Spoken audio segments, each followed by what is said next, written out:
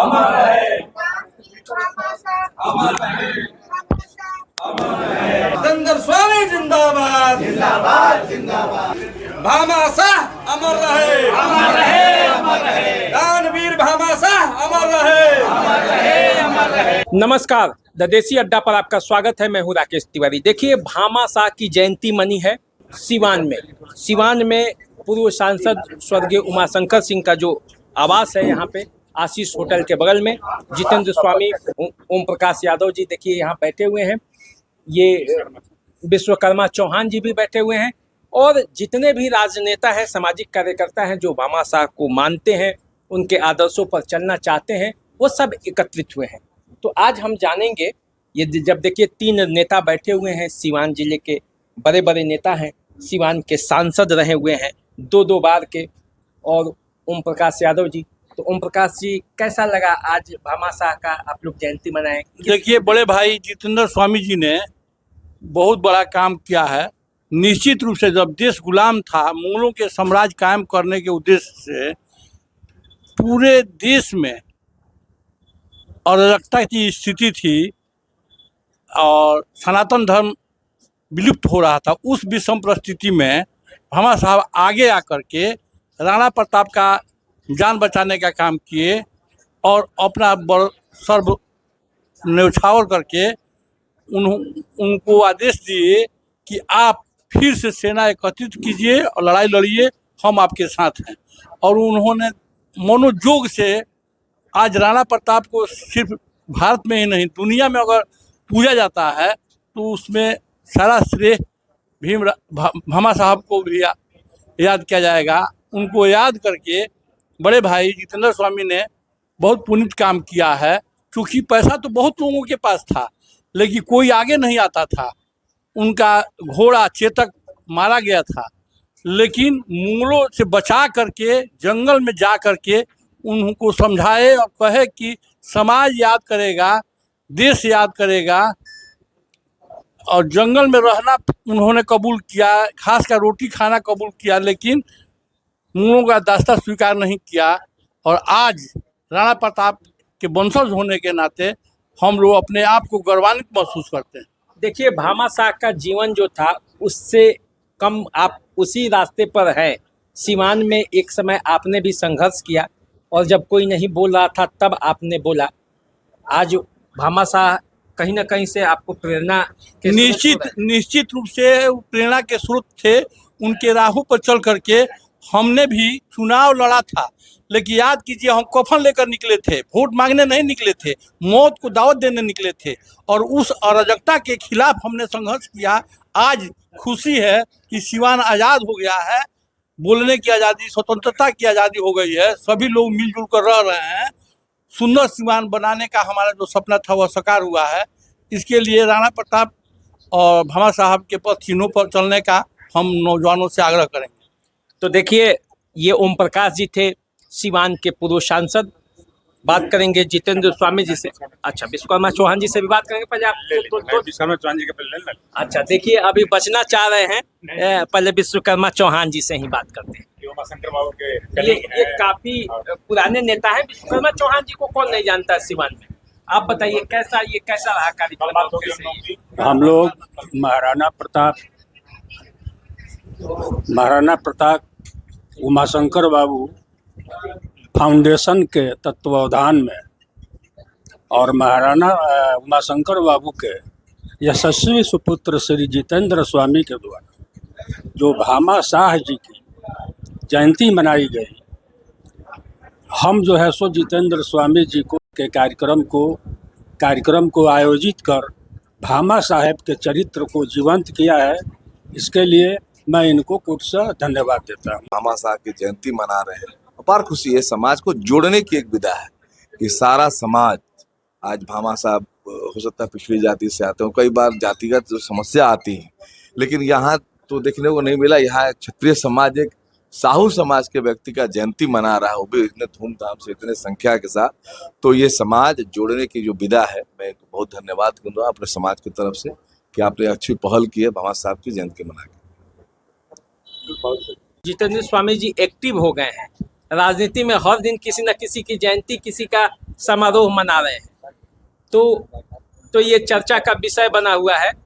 1 minute आप बताइए, जरा समय दीजिए, 2 मिनट। हम जानते हैं कि आपका समय काफी महत्वपूर्ण है, लेकिन कैसे सोच लेते हैं इतना जल्दी जल्दी ये सब? एक तो आप देर से आए, लेकिन इसके बाद भी आपको साधुवाद, धन्यवाद।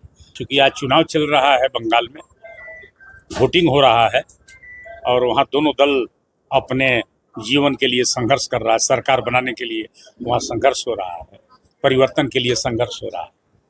तो 26 तारीख को ही हमारे युवा मुख्यमंत्री सम्राट चौधरी जी के नेतृत्व में भामाशाह जी की जयंती पटना में मनाई गई। लेकिन आज 29 तारीख को उनकी जयंती है। हमें लगा कि सिवान इससे सुना है, और उमाशंकर बाबू के आवास पर भी इधर हमें लगा कि बरसों से कोई कार्यक्रम नहीं हुआ है। उनके छोटे भाई जो उनके साथ दिन रात साथ चलते रहे, जरूरत पड़ी तो उनके चुनाव प्रभारी रहे, उनके किसी कारणवश अनुपस्थित रहने पर इन्होंने उनका चुनावी कमान संभाला है। और बहुत करीब उनके ये लोग विश्वकर्मा चौहान जी जैसे लोग रहे हैं जो उमाशंकर बाबू को नेता बनाने में, नेताजी स्थापित करने में, इस सब लोगों का बहुत योगदान रहा। रजनीकांत जी संयोग से भामाशाह जी के ही इस संतान से, खानदान से या उस परिवार से बिलोंग करते हैं।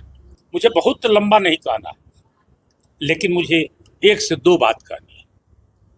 अगर महाराणा को आप जानते हैं, वो राणा प्रताप थे, उसके बाद महाराणा प्रताप हुए। अगर भगवान श्री राम अगर ईश्वर नहीं होते, विष्णु अवतार नहीं होते, तो 14 वर्ष वनवास के बाद फिर आकर राजगद्दी पर बैठे। आपको तो है जानकारी। लेकिन यह व्यक्ति वन भटकते रहा। एक वार्ड के लिए, एक नाली के लिए, एक वार्ड मेंबर के लिए लोग अपना जेहन बेच देते हैं, अपना ईमान बेच देते हैं, अपना स्वाभिमान बेच देते हैं। लेकिन ऐसा व्यक्तित्व महाराणा, जिसने अपने स्वाभिमान के लिए घास की रोटी खाना पसंद किया। बच्चे, उनकी रानियां, सोचिए कि जिन औरतों के हाथों में कंगन थी, माथे पर सिंदूर था, बिंदिया थी, जिनके पैर जो है कमल के फूल के समान थे, गुलाब के पंखुड़ियों के समान थे जिनके बच्चे, और वे लोग जंगल में भटकते रहे। एक बार घास की रोटी भी बिलार लेकर के चला गया और बच्चे भूखे रह गए। अब सोचिए कि भूख से छटपटा रहे होंगे। ऐसा व्यक्तित्व इस स्थिति में, परिस्थिति में रहने के बाद भी मुगलिया सल्तनत जो अपना ध्वज लहरा रहा था, चाहता था मेवाड़ पर भी ध्वज लहराना, लेकिन उसने अपने स्वाभिमान से कहीं समझौता नहीं किया। कुछ नहीं, अकबर कुछ नहीं चाहता था महाराणा से, कुछ नहीं चाहता था, मात्र चाहता था कि हमें महाराणा अपने जुबान से एक बार शहजादा कह दें, एक बार महाराजा कह दें, बराबर के चेयर पर बैठे और आधे भारत का महाराजा हो जाए। आधे भारत का महाराजा होना उन्होंने इनकार कर दिया, लेकिन अपने मातृभूमि से समझौता नहीं किया। सोचिए कितना बड़ा दिल था। इसलिए हम कहते हैं कि वह व्यक्ति श्री राम से भी बड़ा था, उसी वंश से था, लेकिन उससे भी उसका बड़ा दिल था, महादिल था। उसके साथ दानवीर भामाशाह के भाई ताराचंद, अफगानी लीडर, लड़ाकू जिसके पास तोप थी, हकीम खां, और जिन लोगों ने जीवन दिया महाराणा को, जिनको वनों में ले जा करके, जिन्हें हम पहाड़ पुत्र कहते हैं, वह पुंजा, जिसे राणा की उपाधि दी गई। आप मेवाड़ जाइएगा तो राणा पुंजा का एक मुकुट वहां लगा हुआ है। एक तरफ मेवाड़ का मुकुट है तो दूसरे तरफ उस मुकुट पर राणा पुंजा का मुकुट लगा हुआ है। वह, उसके सेनापति थे राणा पुंजा, उनके सेनापति हुए दानवीर भामाशाह, उनके सेनापति हुए ताराचंद जी, उनके सेनापति हुए हकीम खां। आपने बनावट देखा होगा, कितनी बड़ी समरसता थी, कितने बड़े सामाजिक न्याय के योद्धा थे, और जो इस देश और दुनिया के लिए जो आदमी एक अपने को स्थापित किया लड़ रहे थे। उस परिस्थिति में जब हल्दी घाटी युद्ध के बाद चेतक अपना प्राण छोड़ दिया था उस नाला पार करा करके महाराणा को, और वनों में कहीं ना कहीं घूम रहे थे, मुगलिया शासन का आंख बचा करके, जिसकी कबूतर जैसी आंखें थी, जिसका बकुला जैसा आंख था कि उसके नजर से कोई बचता नहीं था। सोचिए कि उतने उस मुगलिया शासन का नजर बचा करके और अकूत संपत्ति, अपार संपत्ति और लेकर के जंगल में पहुंचे महाराणा को कि आप इस धन को स्वीकार करिए और फिर से सेना का संगठन करिए, तैयार करिए और फिर मुगलिया सल्तनत को चहेट करके और मां भारती का ध्वज आप मेवाड़ पर फहराइए। लेकिन महाराणा ने इनकार कर दिया, उनको साधुवाद दिया, उनके हृदय से उनके प्रति कृतज्ञता व्यक्त की, लेकिन कहा कि मैं आपका धन कैसे ले सकता हूँ, यह तो आपका धन है। तो कहा दानवीर भामा साहब कि माँ भारती का रोज सम्मान लूटा जा रहा है, माँ भारती का रोज चिरहरण हो रहा है। हे महाराणा, दुनिया आपके तरफ देख रही है, सनातन आपको देख रहा है, भारत आपको देख रहा है, माँ भारती के सपूत आपको देख रहे हैं कि एक स्वाभिमानी जंगलों में है, अगर वही चाहेगा तो ध्वज जो है सनातन का लहराएगा। इसलिए अगर इसको आप नहीं स्वीकार करेंगे तो हमें लगा कि आप माँ भारती को आप नंगा देखना चाहते हैं, माँ भारती का चिरहरण देखना चाहते हैं, इसलिए आप चिरहरण से द्रौपदी के चिरहरण के जैसा उस महाभारत जैसा आप बैठकर इस तमाशा को नहीं देखिए और इसे स्वीकार करिए। और स्वीकार करके और धन आप इस धन से आप सेना का संगठन करिए। यह राष्ट्र का धन है, मेरा धन नहीं है, यह माँ भारती का धन है। तब उन्होंने एक्सेप्ट किया और इतना धन दिया कि 25,000 सैनिकों को 20 वर्षों तक खाने का, वेतन देने का और सारी सैन्य सामान की व्यवस्था लायक उन्होंने धन दिया। सोचिए कि कितना बड़ा यह आदमी महापुरुष था। अब रुक जाइए, अब देखिए, अब सीधे आइए, अब जिसके बारे में जितेंद्र स्वामी बता रहे थे उनके तस्वीर के पास चलते हैं और ये देखिए, यही भामाशाह है, यही भामाशाह है।